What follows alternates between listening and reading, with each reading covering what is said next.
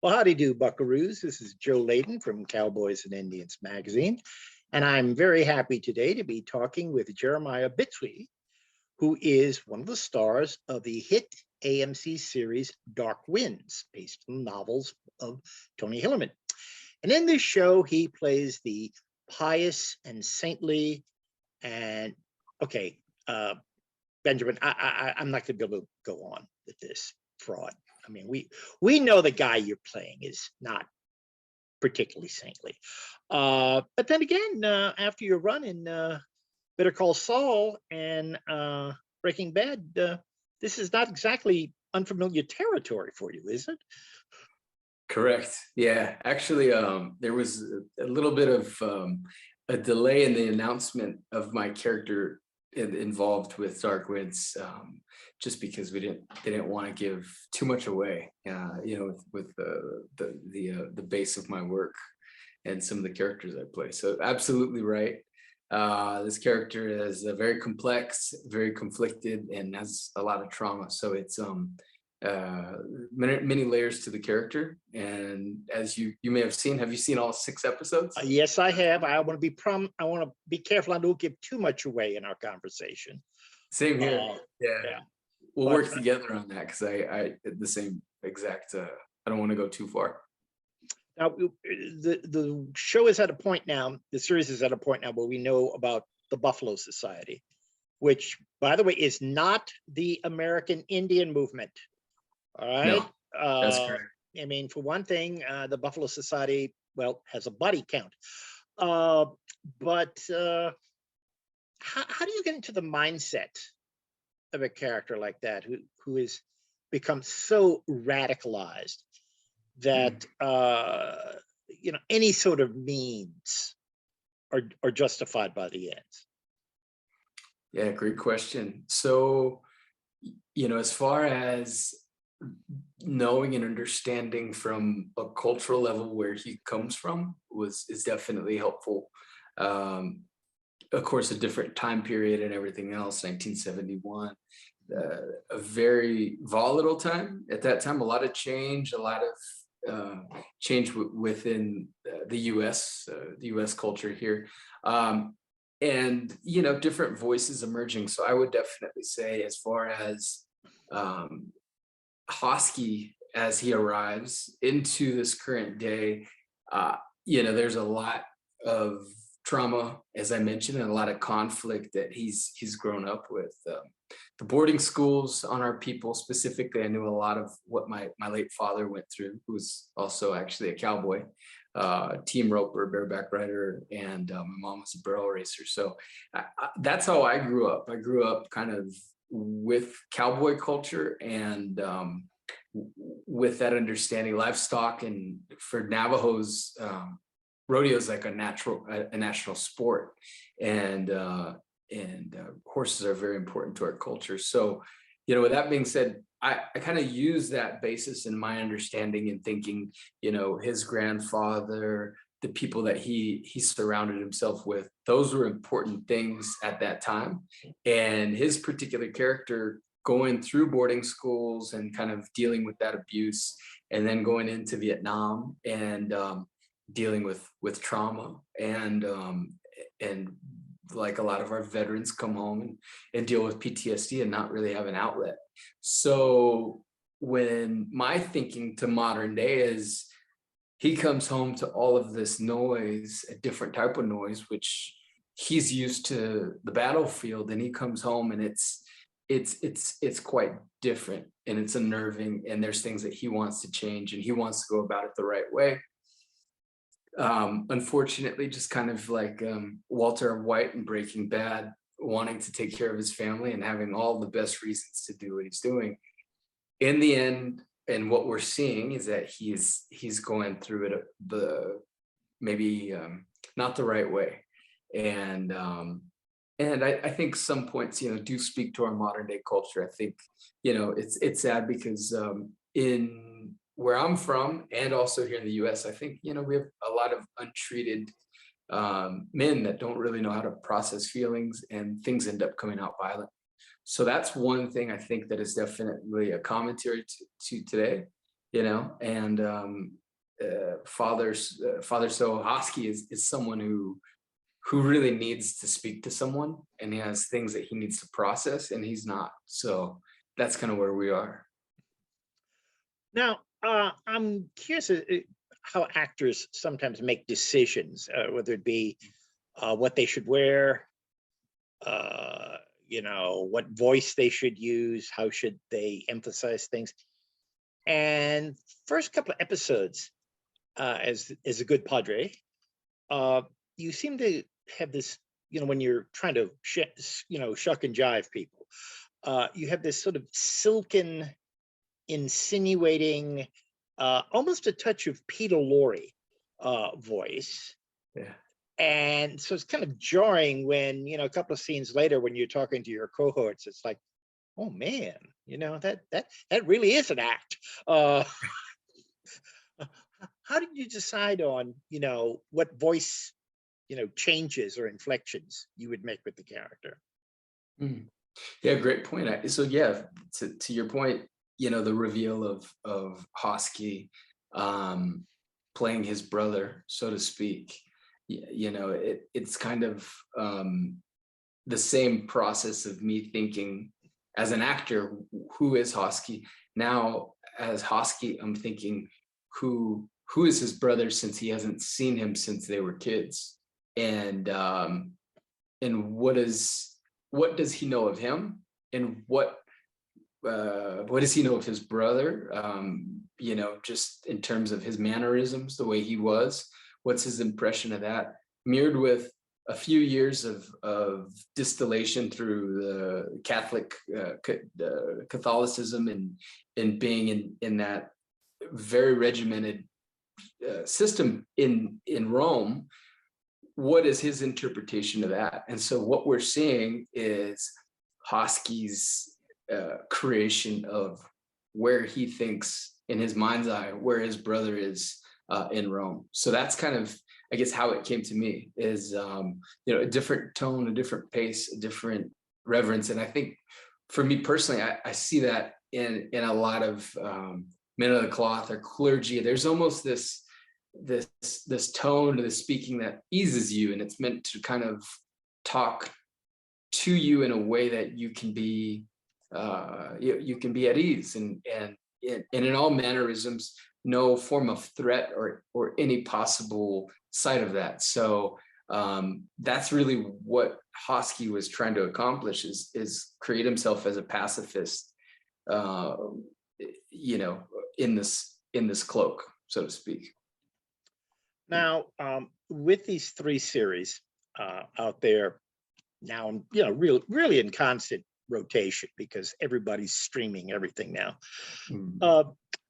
When you're recognized in public, do you ever scare people? I mean, do you ever notice people like moving their shopping cart a little bit, away from you, or Oh, that's funny. or do they can't remember where they know you from?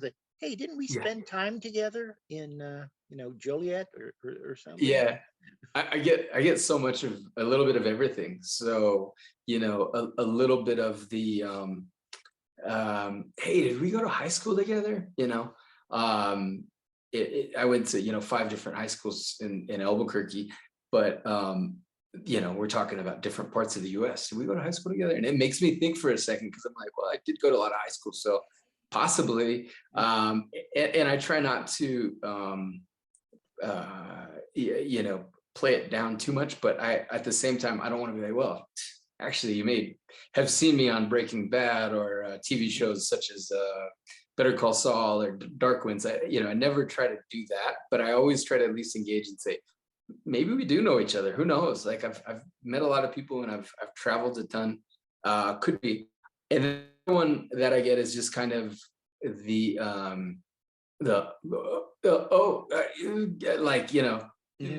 gotta say something, but I can't say it. But it's nice to meet you. Hey, I don't want to take any more of your time. Oh, okay. Well, do you want a picture or something? No.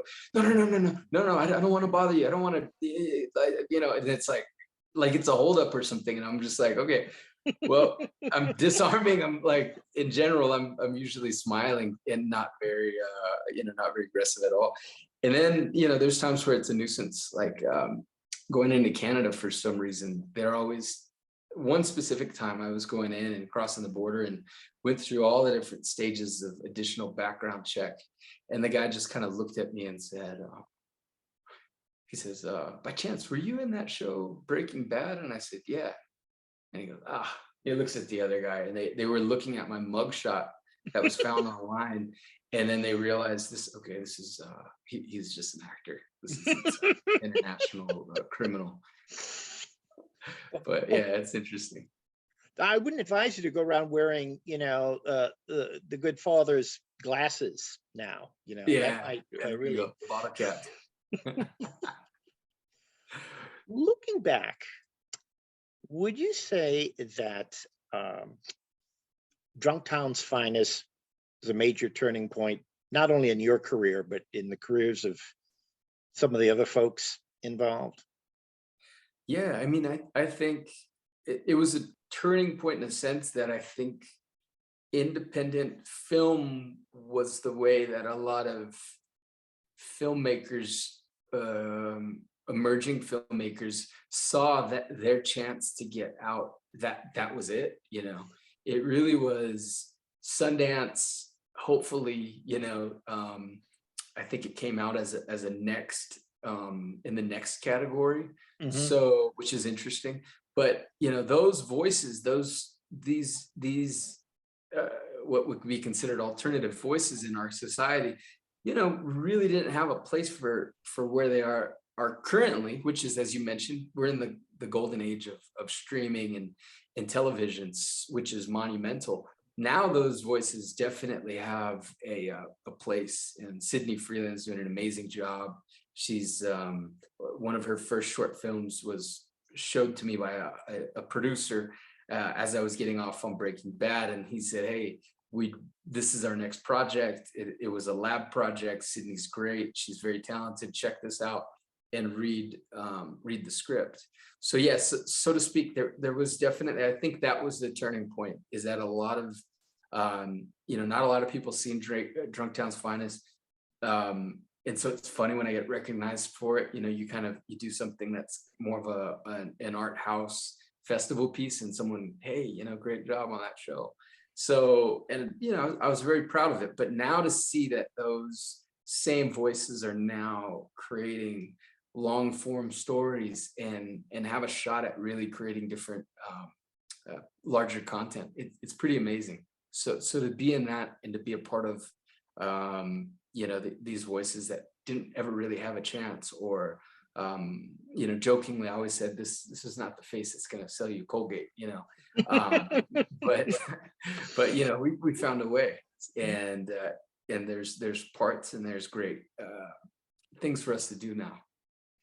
Kiowa was in that one, as I recall, right? Correct. Yeah, Kiowa was in that. Yeah, that's actually, I met my manager at Sundance with Kiowa. I think we were at a Robert Redford after party for Drunktown, and just became really close, good friends with my manager and with Kiowa as well. Well, you've been very generous with your time. I appreciate that. One final question, and I'll preface this with, there's an old joke in newsrooms, what's the definition of a trend? 2 facts and a reporter on deadline. Sitting in the bleachers, it looks to me like there's a renaissance of Indigenous themed and Indigenous populated, Indigenous created TV shows right now. But maybe someone on the other side of the field said, well, yeah, Joe, we got 4 or 5 shows. And you know how many scripted shows there are right now out there, and how many years it's been. What's your take on this? You get the feeling you're in one of a better term, part of a new wave, an Indigenous wave?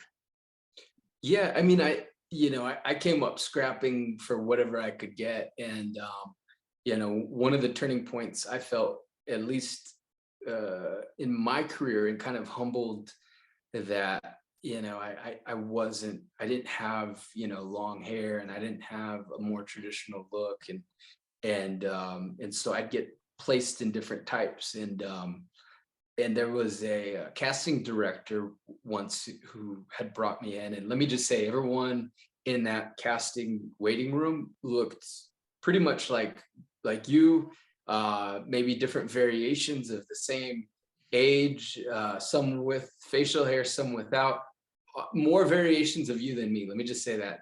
I'd Mhm. say 100% variations of you rather than me.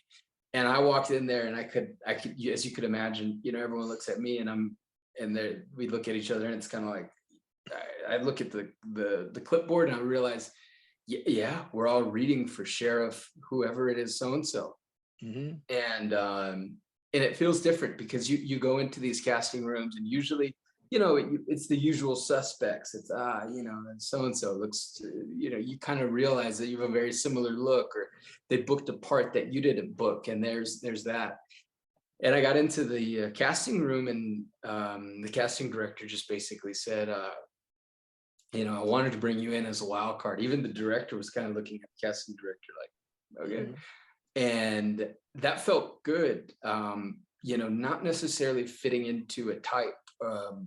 When I read for Breaking Bad, you know, I was actually reading initially for the manager, Los Pollos Hermanos, and the director took a second look and said, "Hey, bring him in for this other character." And it was nondescript. There wasn't a specific ethnicity. I prefer that. I prefer to be able to. I think it's tough to play a race or a character, or a period piece, specifically with our culture, because there's, um, you know, it's easy to get it wrong, and that's the tough part. But you know, a character like this, that's nestled within our culture, Dark Winds Hosky, and but that has, um, some complexity to him. It's a dream role. I couldn't ask for more at this point in my career, to play a series regular lead on a major AMC show. You know, I'm playing the character. I'm not playing our culture, and you know, that's a blessing, and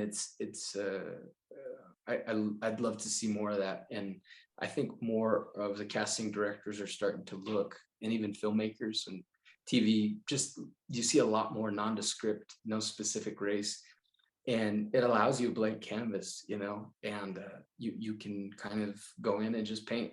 So I prefer that, and I think it's a great thing. So to answer your question, long story short, absolutely, I think it's a wonderful thing, and it's a great time to be able to be in that, and in creating in a space where it's not so typecasted and stranglehold.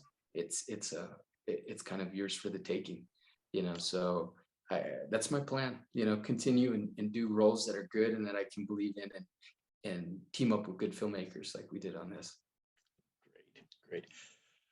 Well, like I say, I don't want to give away any spoiler. Well, I think I can safely say that it won't turn out that you're the one who's been swiping all the RC colas out of poor Lee Porn's refrigerator.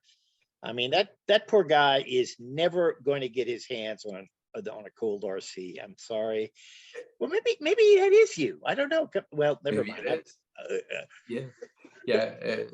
Hosky has a stockpile of RC colas in another cave somewhere. Well, thank you very much. Uh, Good luck to you. Stay well and be safe. Thank you, sir. Thank you for your time. Thanks, Joe.